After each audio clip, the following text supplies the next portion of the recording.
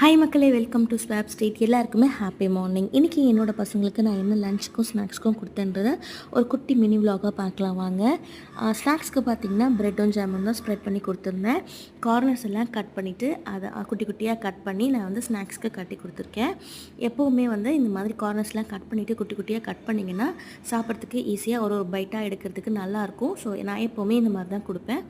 And லஞ்சுக்கு அதுக்கு முன்னாடி நம்ம வீடியோவை புதுசாக பார்க்குறீங்கன்னா லைக் பண்ணி ஷேர் பண்ணி சப்ஸ்கிரைப் பண்ணிக்கோங்க. பெல் ஐக்கானையும் கிளிக் பண்ணி வச்சுக்கோங்க. அப்போ தான் நான் போடுற வீடியோஸ்லாம் உங்களுக்கு உடனே கிடைக்கும்.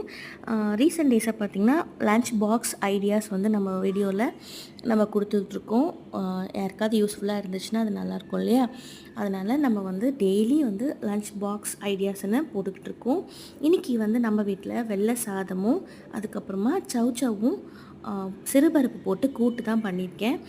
யூஸ்வலாக பார்த்திங்கன்னா துவரம்பருப்பு சிறுபருப்பு ரெண்டும் போட்டு பண்ணலாம். பட் நான் வந்து சிறுபருப்பு போட்டு பண்ணியிருக்கேன். சிறுபருப்பு போட்டு வைக்கிற குழம்பு கொஞ்சம் நல்லா டேஸ்டியாக இருக்கும். சாம்பார் மாதிரி இல்லாமல் கூட்டு மாதிரி இல்லாமல் கொஞ்சம் நல்லாயிருக்கும். எப்பவும் போல் ஒரு ஸ்பூன் நெய் போட்டுட்டு இந்த சவுச்சவ் கூட்டு எப்படி பண்ணுறதுன்னு பார்த்திங்கன்னா சிறுபருப்பு 1 கப் எடுத்திருக்கேன். அதில் 2 காய் சவுச்சவ் போட்டிருக்கேன். நல்லா பொடியாக கட் பண்ணி எடுத்துக்கணும். இது கூடவே 1 வெங்காயம், 2 தக்காளி, 4 பச்சை மிளகா, கொஞ்சம் மஞ்சள் பொடி, கொஞ்சம் பெருங்காயம் ஆட் பண்ணிவிட்டு தண்ணி ஒரு 2 கிளாஸ் ஊற்றி கலந்து ஒரு 4 விசில் வச்சு எடுத்துக்கணும்.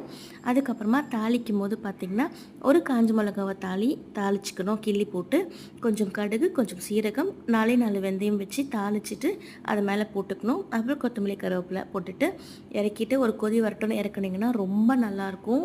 நீங்கள் ட்ரை பண்ணி பாருங்கள். இது வந்து நான் பிசைஞ்சு சாப்பிட்ற மாதிரி கொஞ்சம் லிக்விடாக பண்ணியிருக்கேன்.